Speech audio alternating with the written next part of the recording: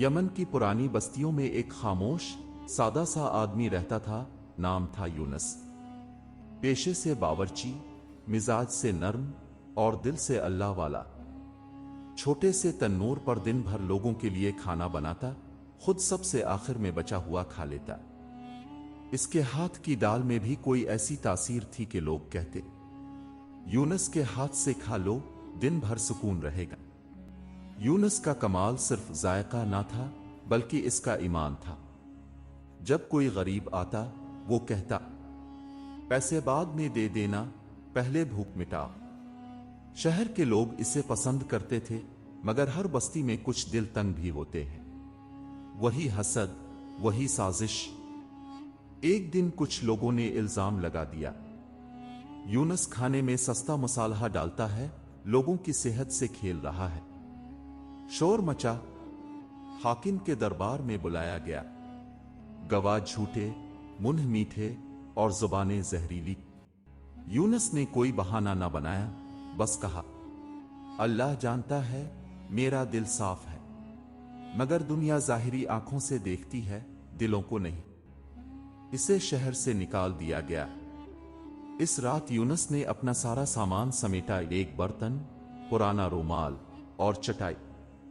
کچھ لوگوں نے دور سے دیکھا، وہ جا رہا تھا خاموش، سر جھکائے، لیکن زبان پر ایک ہی جملہ، جس کا رزق یہاں بند ہوا وہ کہیں اور کھول دے گا۔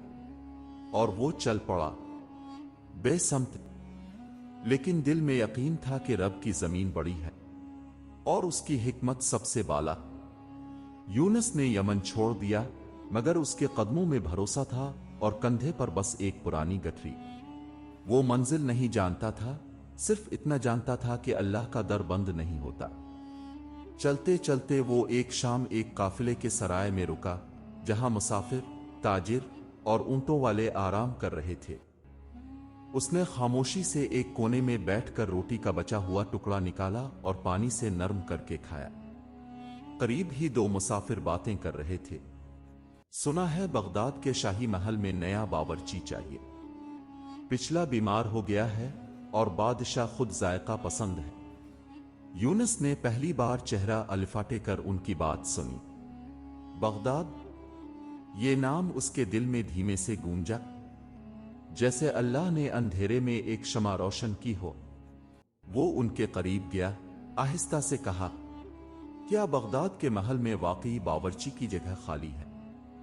ان میں سے ایک نے طنز سے ہنستے ہوئے کہا، ہاں ہاں، جا کے کوشش کر لو، مگر وہاں تک پہنچنے کے لیے مہینوں کا سفر ہے، اور شاہی محل کا دروازہ ہر کسی کے لیے نہیں کھلتا۔ یونس نے بس سر ہلا دیا۔ اس نے اپنا سامان سمیٹا اور دل میں ایک عہد کیا، اگر میرا رزق بغداد میں لکھا ہے تو کوئی پہاڑ راستہ نہیں روک سکتا۔ اگلی صبح وہ قافلے کے پیچھے چل پڑا، نہ اونٹ تھا، نہ گھوڑا، نہ زانرا، بس ایک پرانا لوٹے میں پانی، ایک پٹرے میں تھوڑی سی سوکھی دال اور دل میں بے کنار صبر۔ راستے میں گرمی بھی آئی، بارشیں بھی، جنگل بھی، چوروں کے علاقے بھی۔ کبھی پیاس نے ستایا، کبھی بھوک نے، مگر وہ ہر بار ایک ہی بات کہتا، اللہ دیکھ رہا ہے اور وہی کافی ہے۔ یہ سفر مہینوں پر محیط تھا، مگر دل وہی تھا، تھکا ہوا جسم مگر جاگتا ہوا یقین۔ اور پھر کئی دنوں کی تھکن، کئی راتوں کی دعاؤں اور بے سہارگی کے بعد یونس ایک صبح بغداد کے شہر میں داخل ہوا۔ بغداد کا شہر وہ خواب تھا یا حقیقت، یونس خود نہیں جانتا تھا۔ جب وہ شہر کی خاک آلود گلیوں میں داخل ہوا تو آنکھوں سے آنسو بہہ نکلے۔ وہ نہیں جانتا تھا کہ قسمت یہاں کیا لے کر آئی ہے، مگر اتنا ضرور جانتا تھا کہ یہ وہی جگہ ہے جہاں رب نے قدم لا کر رکھوائے۔ بغداد کی فضا میں عطر کی خوشبو، بازاروں میں شور اور دور کوہنا گنبدوں پر اڑتے کبوتر، مگر یونس کا دل اس شور سے نہیں، اس خاموشی سے جاڑا ہوا تھا جو اللہ سے تعلق میں ملتی ہے۔ وہ سیدھا شاہی محل کے دروازے پر پہنچا۔ محل کے باہر دو بلند قامت سپاہی نیزے تھامے کھڑے تھے۔ یونس نے سادہ لہجے میں کہا، السلام علیکم، मेरा नाम यूनस है, मैं यमन से आया हूं, बावर्ची हूं, सुना है यहां काम है। सिपाहियों ने इसके चेहरे को ऊपर से नीचे तक देखा। गर्द आलूद लिबास, फटे पुराने जूते, कंधे पर गठरी और आंखों में एक अजीब सुकून।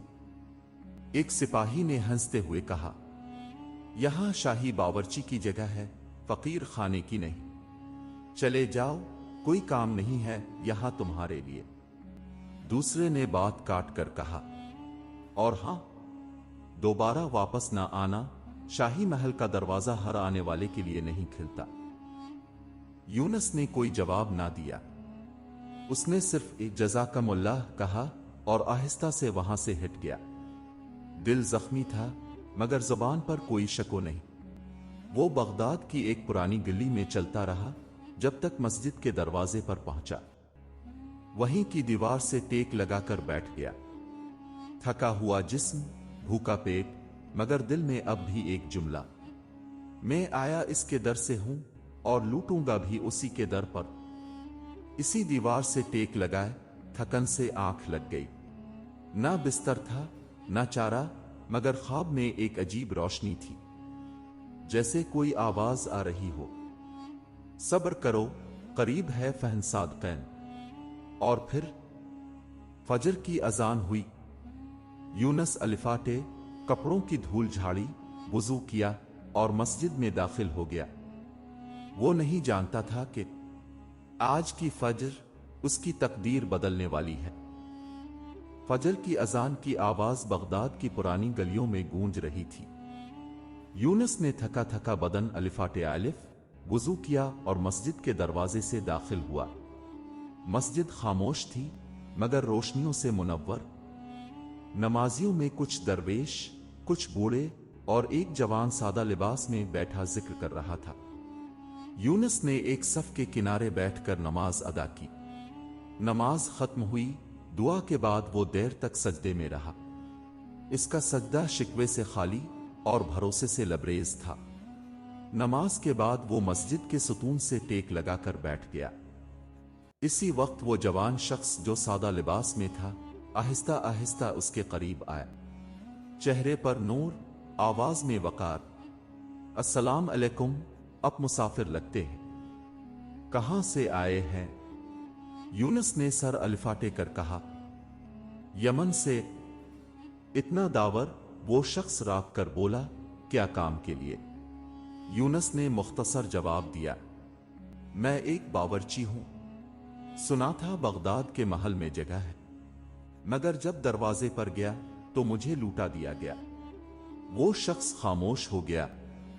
चंद लम्हे तक उसने यूनस के चेहरे को देखा, फिर आहिस्तगी से कहा, आप मेरे साथ आइए। यूनस हैरान हुआ। कुछ कहने ही वाला था कि वो शख्स आगे बढ़ा और मस्जिद के बाहर उसके लिए सवारी मंगवाई। कहां जा रहे हैं? यूनस ने झिझक कर पूछा। वो जवान मुस्कुरा कर बोला, महल। यूनस ने बेयकीनी से कहा, लेकिन मुझे वहां से निकाल दिया गया था। हां, मगर तुम दरवाजे से गए थे, और बाज वक्त दरवाजे पे जो नहीं पहचाना जाता, इसे दिल पे जगह मलती है। रास्ते में यूनस की आंखें हैरत से भरी थीं। क्या यह वाकई हो रहा है? जब वो महल पहुंचे तो वही सिपाही बाहर खड़े थे। उनके चेहरों पर खामोशी छा गई जब उन्होंने इस जवान के साथ यूनस को देखा। अब यूनस को पता चला, ये शख्स कोई और नहीं बल्कि खुद बादशाह था।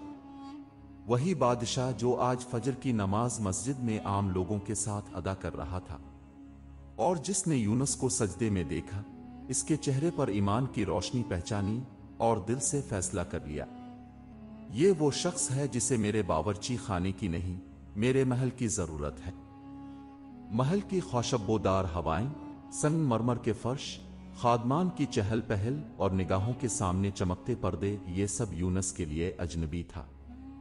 उसने जिंदगी में कभी इतनी अजमत करीब से नहीं देखी थी, मगर उसकी नजरें अब भी नीची थीं, जैसे दिल कह रहा हो, सब कुछ नया है, मगर अल्लाह वही है।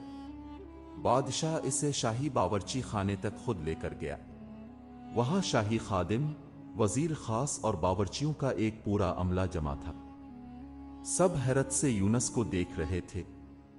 बादशाह ने एक साफ बर्तन की तरफ इशारा करते हुए कहा, यूनस, मुझे तुम्हारे हाथ की सादा सी दाल खानी है जो तुम यमन में बनाते थे। महल में जैसे खामोशी छा गई। वजीर हैरान, बावर्ची उलझन में, और यूनस सज्जे की तरह झुक कर बोला, जी हुजूर, जैसे हुक्म। इसे चंद सादा चीजें दी गई, चने की दाल, नमक, थोड़ा सा घी और एक मिट्टी का बर्तन। उसने अपना आस्तीन चढ़ाया, बिस्म अल्लाह पढ़ी और चूल्हे के करीब बैठ गया, बिल्कुल वैसे ही जैसे यमन की अपनी टूटी हुई दुकान में बैठा करता था। कोई खास मुसालहा नहीं, कोई महंगी चीज नहीं, मगर जो था वो नियत थी, सब्र था और भरोसा था। जब दाल तैयार हुई तो वो ना बहुत खुशबूदार थी, ना बहुत चिकनी, मगर जब बादशाह ने पहला नवाला मुंह में डाला तो उसका हाथ राख गया। चंद लम्हे तक वो खामोश रहा, फिर मुस्कुरा कर वजीर से कहा, ये सिर्फ दाल नहीं, ये शुक्र है, अल्लाह का शुक्र।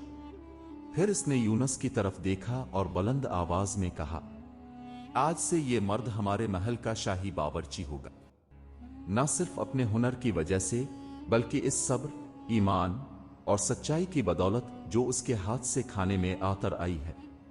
महल में एक हल्की सी हवा चली, जैसे दरख्तों के पत्तों पर से धूप गुजर रही हो। यूनस ने सिर्फ आंखें बंद की और दिल ही दिल में कहा, मालिक, तूने फिर वही कर दिखाया जो कोई और नहीं कर सकता। शाही बावर्ची बनने के बाद यूनस का मकाम बदल गया, मगर उसका दिल वही रहा, वही सादा, वही शुक्रगुजार, वही झुका हुआ।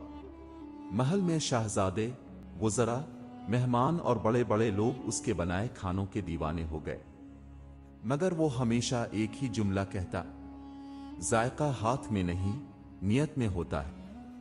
यूनस हर रात खाने के बाद बचा हुआ रिस्क कपड़े में लपेटकर बगदाद की गलियों में गरीबों में बांटता। बाज औकात बादशाह खुफिया तौर पर उसके पीछे जाता और हैरान होता कि ये शख्स बादशाह के महल में खाना पकाता है, मगर सोता है मस्जिद के सहन में, जैसे इसका असल महल वही हो। एक दिन बादशाह ने इसे तन्हाई में बिलाकर पूछा, यूनस, तुम मेरे महल में सबसे मुअज़्ज़ज़ हो, जो मांगो मिलेगा, फिर भी तुम दुनिया से इतने बेनियाज क्यों हो? यूनस ने नरमी से जवाब दिया, बादशाह सलामत, मैंने दुनिया को बहुत करीब से देखा है। वो लोग जो मुझे झूठे इल्जाम पर यमन से निकाल चुके थे, वही दुनिया आज मुझे शाही लिबास पहनाना चाहती है। मगर मैंने इस रब को नहीं भूला जो मेरे साथ रेगिस्तान में भी था और मस्जिद की दीवार के साए में भी। बादशाह चंद लम्हे तक खामोश रहा, फिर इसने यूनस का हाथ थामा और कहा, तुम मेरे महल के सिर्फ बावर्ची नहीं, बल्कि मेरे दिल के उस्ताद हो। वो दिन आया जब यूनस के साबिक शहर यमन उससे कुछ मुसाफिर बगदाद आए। इनमें वही लोग भी शामिल थे जिन्होंने इस पर इल्जाम लगाया था। जब उन्हें पता चला कि शाही महल का बावर्ची यूनस है, तो उनके कदम लरजने लगे। महल के दरवाजे पर जब यूनस उनसे मिला तो वो झुके, मुआफी मांगी, आंखें नम हो गईं, मगर यूनस ने उनके कंधों पर हाथ रखा और कहा, तुमने मुझ पर इल्जाम लगाया, अल्लाह ने मुझे इससे आजाद कर दिया। तुमने दरवाजा बंद किया, अल्लाह ने दरवाजा खोल दिया। मैं तुमसे बदला लेने नहीं, तुम्हें माफ करने आया हूं, क्योंकि जो रब देता है वो बंदे से नहीं छीनता। वो दिन यूनस के लिए सिर्फ इज्जत का नहीं, बल्कि दिल की फतह का दिन था। सच्चाई और सब्र का रास्ता कठिन हो सकता है, मगर आखिरकार वही मंजिल तक ले जाता है। अगर आपको ये सच्चाई, सब्र और अल्लाह पर यकीन की खूबसूरत कहानी पसंद आई हो तो बरा करम उसे लाइक करें, दूसरों के साथ शेयर करें और मजीद ऐसी सबक आमोज कहानियों के लिए हमारे चैनल को सब्सक्राइब करना ना भूल। آپ کی دعائیں اور محبت ہی ہماری اصل کامیابی ہے۔ شکریہ۔